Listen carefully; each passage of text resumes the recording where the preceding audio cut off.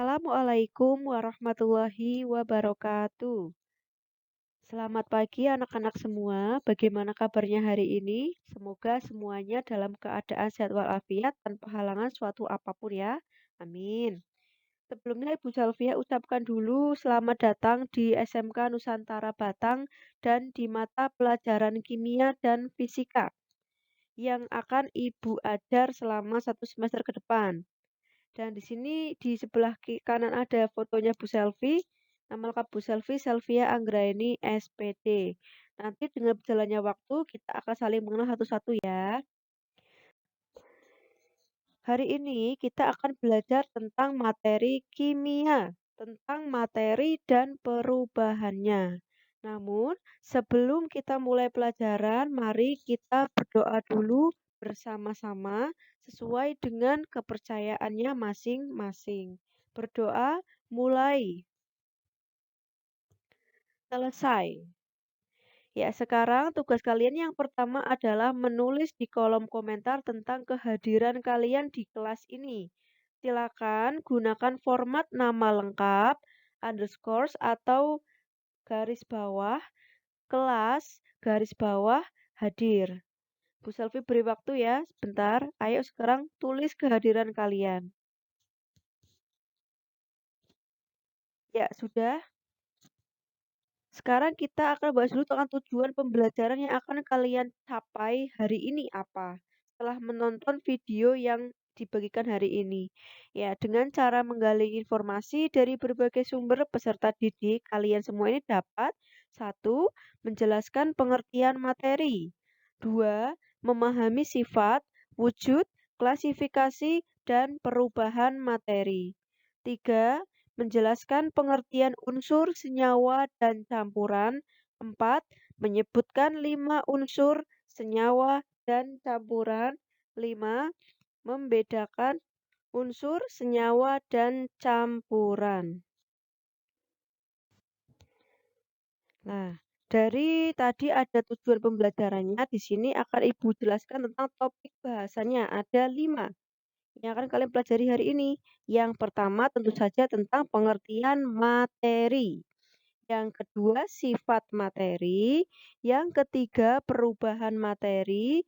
Yang keempat, klasifikasi materi. Dan yang terakhir, pemisahan campur. Topik bahasan yang pertama, yaitu pengertian materi. Di layar sudah ada nih, Bu Selvi sudah menyebutkan ini ada banyak sekali hal di sini yang merupakan contoh dari materi. Air adalah materi. Minyak adalah materi. Manusia, kita semua ini juga materi. Bensin, pohon, kucing, udara, anjing, meja, kursi, semuanya juga materi.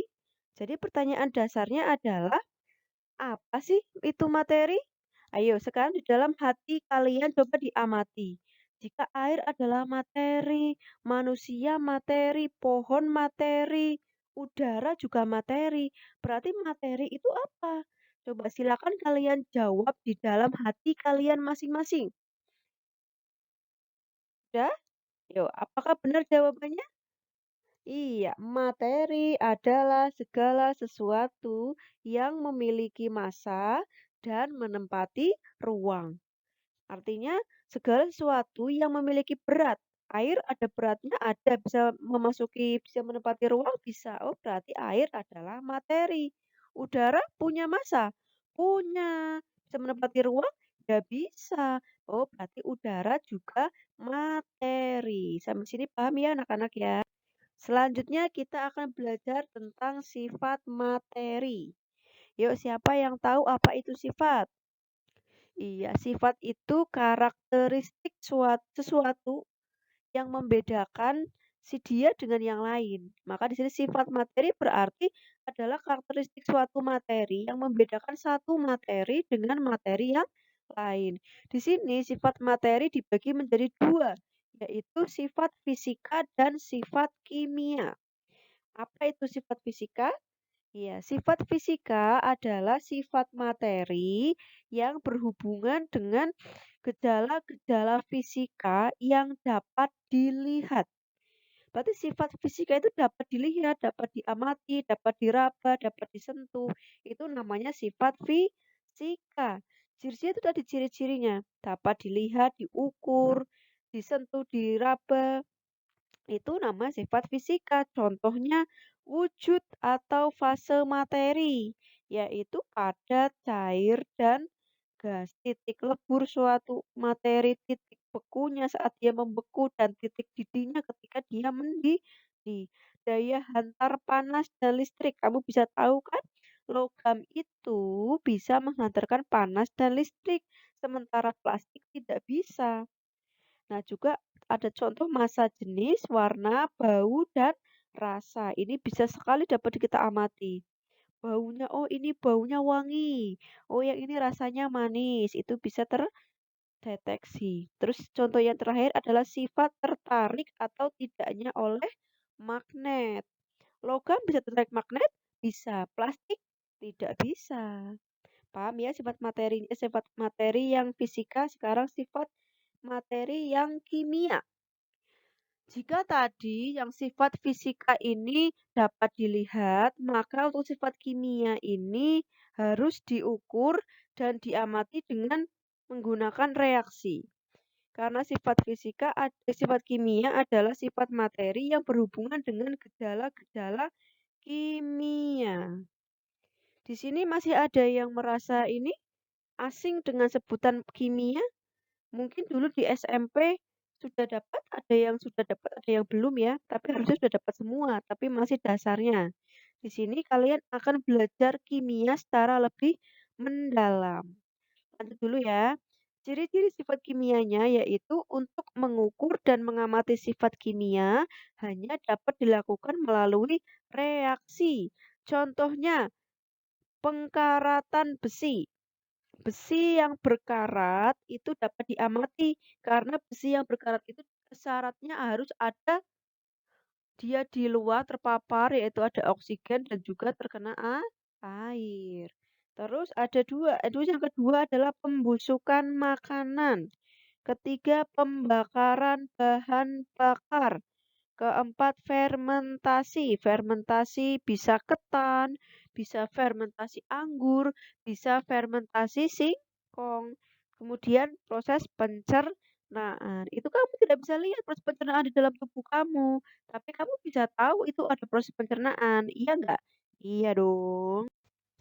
Nah, sekarang masuk ke topik selanjutnya, yaitu perubahan materi. Perubahan materi adalah perubahan sifat suatu zat atau materi menjadi zat yang lain, baik menjadi zat baru maupun tidak. Sama seperti sifat materi, perubahan materi juga dibagi menjadi dua, yaitu perubahan fisika dan perubahan kimia. Sampai sini, yuk. Nah, sekarang pertama perubahan fisika. Di sini ada pengertiannya, ada ciri-cirinya, dan ada contohnya.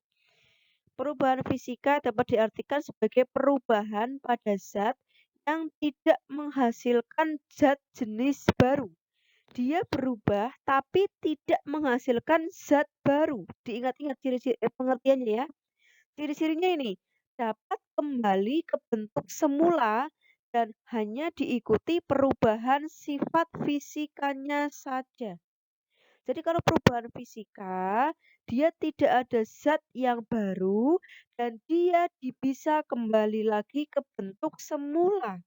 Contohnya, kamu punya air, kemudian kamu masukkan ke plastik, kamu masukkan ke freezer, jadi apa? Jadi es batu. Itu adalah perubahan fisika. Kenapa? Karena es batu setelah dikeluarkan bisa berubah lagi menjadi air. Terus beras menjadi tepung beras. Dia masih beras, hanya saja beras itu besar, kalau tepung itu sudah dalam bentuk halus. Kemudian garam yang dilarutkan. Kok bisa ini perubahan fisika? Iya, karena nih, jika kamu mengambil air laut, kemudian kamu taruh di atas piring, nah setelah itu kamu letakkan piring dengan air laut itu di Di bawah sinar matahari selama berhari-hari, setelah airnya akan menguap, akan tersisa apa? Akan tersisa garam. Berarti garam itu bisa kembali lagi ke bentuk garam lagi, meskipun dia sudah dilarutkan. Nih, semua jenis perubahan air dari ya nggak cuma air ya, semua hal yang bisa mencair, membeku, menyublim, mengembun, menguap, mengkristal itu merupakan perubahan fisika. Paham ya sampai sini? Nah, sekarang perubahan yang kedua adalah perubahan kimia. Kalau tadi fisika dia tidak menghasilkan zat baru, yang kimia ini dia menghasilkan zat jenis baru. Dan ciri-cirinya perubahan kimia tidak dapat ini jangan dapat jadi tidak dapat kembali ke bentuk semula dan terjadi melalui reaksi kimia. Contoh proses pembakaran. Ketika kamu mengambil kertas, kamu bakar, setelah selesai pembakarannya apakah bisa kembali lagi ke bentuk kertas lagi? Warnanya putih, masih bersih, bisa nggak? Tidak, karena setelah kertas dibakar, dia akan berubah warna menjadi hitam. Dan dia tidak lagi berbentuk seperti kertas. Itulah contoh dari perubahan kimia. Kemudian peragian, kamu pernah mengamati, ini tape singkong? Setelah singkong diberi ragi, dia akan bentuknya lebih ini ya, lebih apa namanya itu, lebih lebih soft, lebih kenyal, lebih apa ya namanya itu, nggak keras. Apakah setelah dia itu sudah menjadi tape ketan bisa berubah lagi menjadi singkong? Tidak bisa. Kemudian fotosintesis pencernaan. Kamu makan nasi goreng, terus ditambah dengan kerupuk, ditambah dengan capcay. Apakah keluarnya masih dalam bentuk nasi goreng? Tidak dong, itu berubah lagi karena adanya proses pencernaan. Itu berarti perubahannya bersifatnya tidak bisa balik lagi. Itulah yang disebut sebagai perubahan kimia. Selain itu juga ada pertumbuhan dan perkembangan baik hewan, tumbuhan ataupun manusia. Sampai sini sudah paham ya? Apakah bisa menjelaskan terlalu cepat? Semoga ya. Nah, selanjutnya kita ke klasifikasi materi. Dibedakan menjadi dua. Yang pertama berdasarkan keadaan fisis. Dan yang kedua, klasifikasi materi berdasarkan jenis dan sifatnya. Yang pertama, berdasarkan keadaan fisisnya dibagi menjadi tiga. Apalagi? Yuk kita cari tahu. Yang pertama, padat. Ya, yang kedua, cair, dan yang ketiga gas. Zat padat, yang pertama dulu ya, zat padat adalah zat atau benda yang mempunyai bentuk dan volume yang tetap. Contohnya, kamu di rumah atau di sekolah ada kursi. Apa kursi itu hari ini kamu duduki besok berubah lagi menjadi bentuk sofa? Tidak, kalau kursi tetap jadi kursi, itu yang disebut sebagai bentuk dan volumenya tetap, dia itu tetap di situ, bentuk kecil ya kecil, besar ya besar, nggak bisa dia berubah dari kecil jadi besar, tumbuh seperti kita bertumbuh, enggak ya.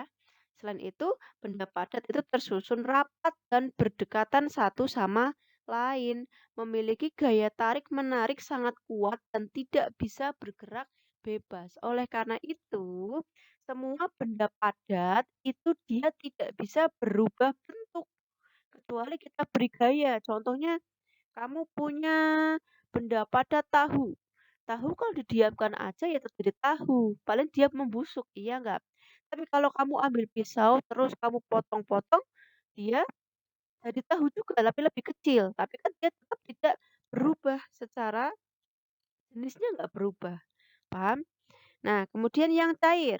Cairan itu suatu zat atau benda yang mempunyai volume yang tetap, volumenya tetap, tetapi bentuknya berubah-ubah sesuai dengan tempatnya atau wadahnya.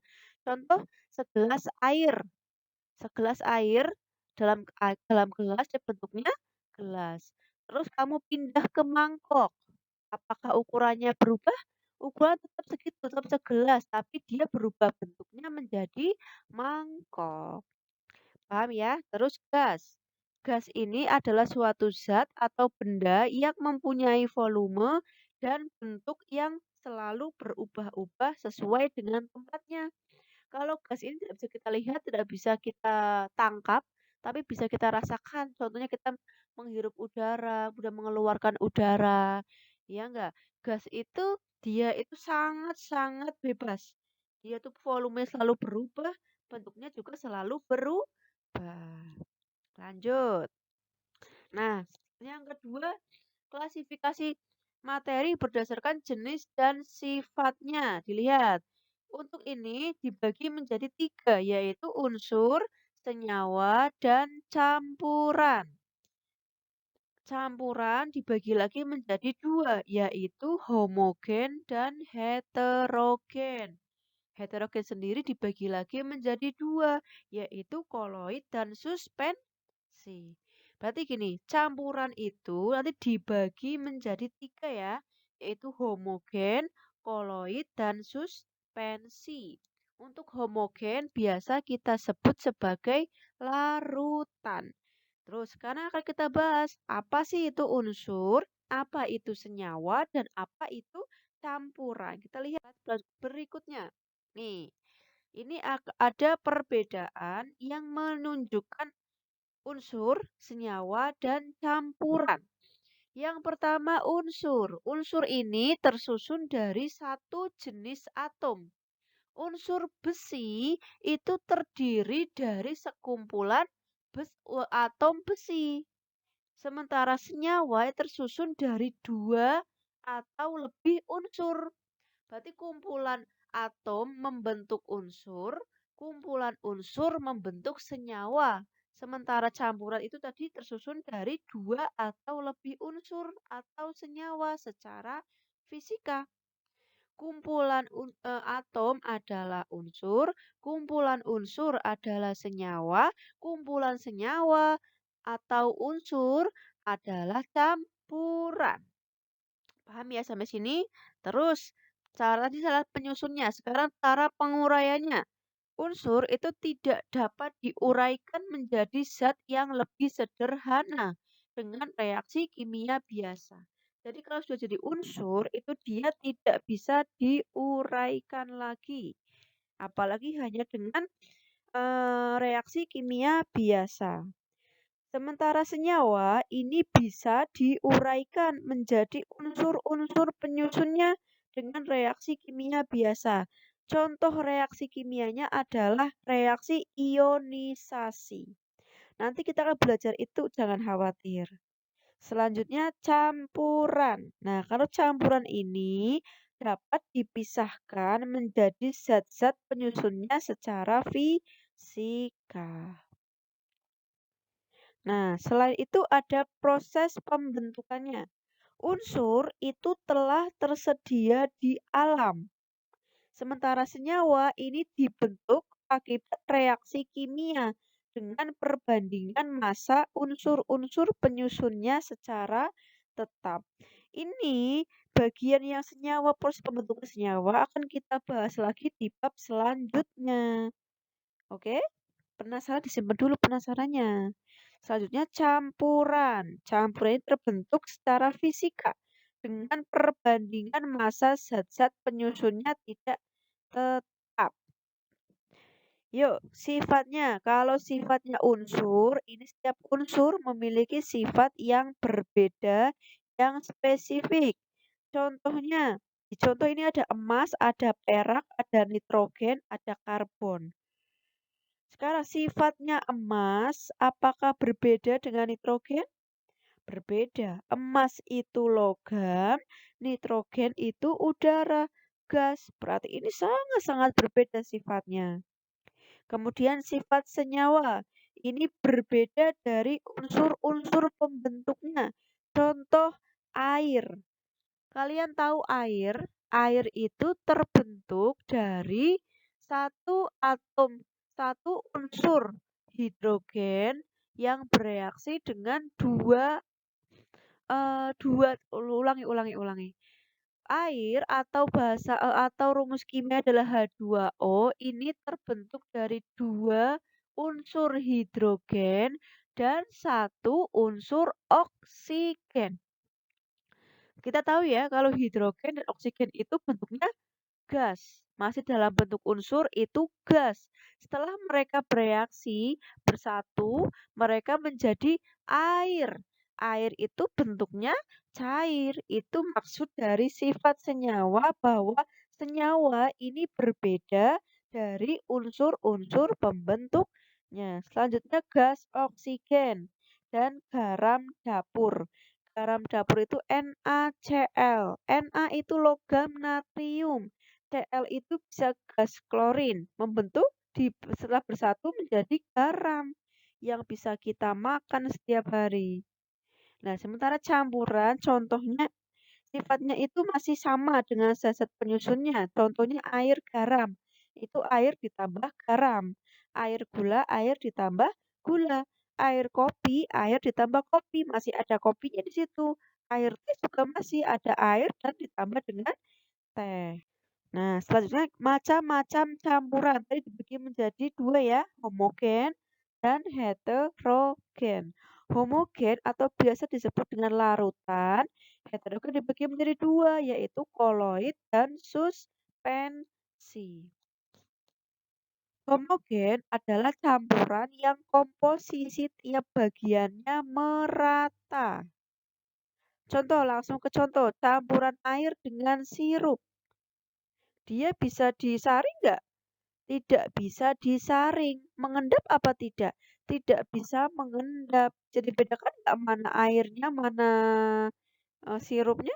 Tidak bisa dibedakan. Contoh lagi ada air dengan susu. Enggak, kalau susu, terus ada air dengan gula. Kalau koloid dan suspensi, ini koloid sendiri adalah campuran yang keadaannya di antara larutan dan suspensi. Kalau suspensi itu campuran yang komposisi tiap bagiannya tidak merata. Contoh suspensi itu air dengan kopi.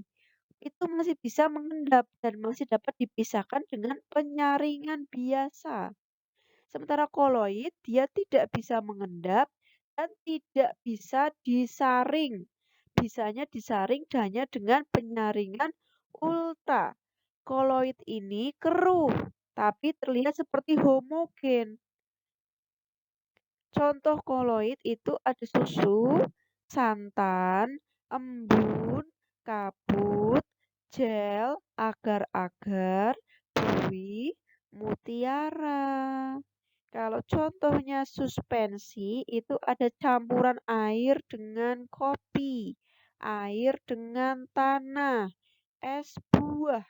Itu masih terlihat, oh es buah itu isinya ada pepaya, ada melon, ada apel, ada pir. Itu masih terlihat unsur-unsur penyusunnya. Kalau koloid itu sudah tidak terlihat karena sudah keruh dan sudah bersatu, tapi dia bisa disaring, tapi dengan menggunakan penyaringan ultra. Nah, kita masuk ke topik bahasan yang terakhir yaitu pemisahan campuran. Pemisahan campuran bergantung pada jenis, wujud, sifat, dan komponen di dalamnya. Nih, beberapa macam pemisahan campuran di sini Bu Selvi sebutkan ada 5 dulu. Yang pertama filtrasi atau penyaringan, yang kedua evaporasi atau evaporasi penguapan, kemudian destilasi penyulingan, corong pisah dan kromatografi. Untuk bagaimana lebih detailnya masing-masing pemisahan campurannya akan Ibu bahas di pertemuan selanjutnya. Sabar ditunggu, oke? Nah, sekarang kita sampai pada soal. Silakan kalian kerjakan soal ini, tulis jawabannya di kolom komentar. Jangan lupa di kolom komentar ditulis namanya siapa, Terus jawabannya apa? Soalnya Ibu bacakan.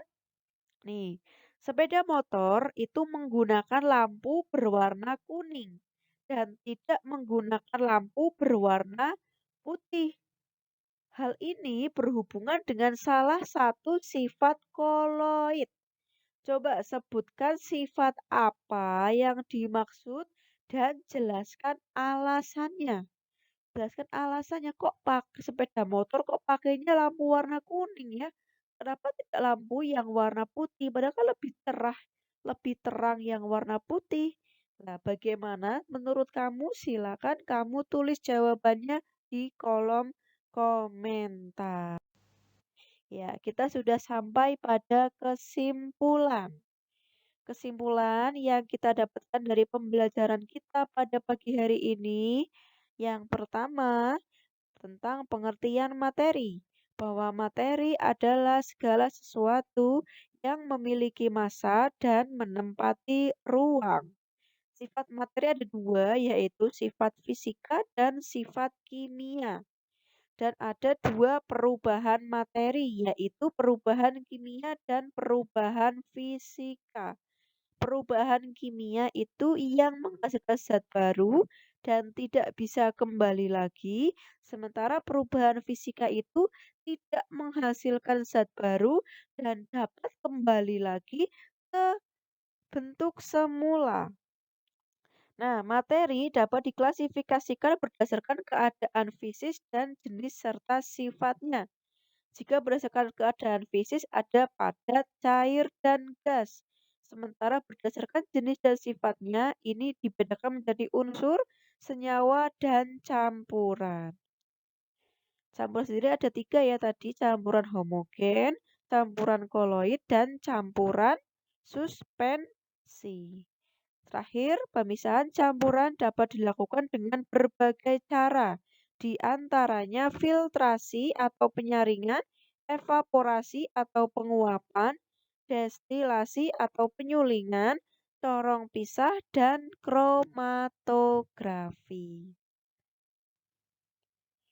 Ya, demikian pembelajaran kita pada pagi hari ini. Semoga kalian paham. Jika ada yang kalian sulit untuk memahami, silakan tanya di kolom komentar atau bisa di grup kelas kita ya. Oke, semoga apa yang kita pelajari hari ini bisa bermanfaat.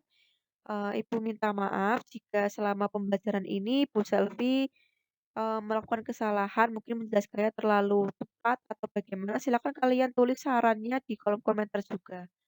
Oke, terima kasih. Ibu akhiri. Wassalamualaikum warahmatullahi wabarakatuh.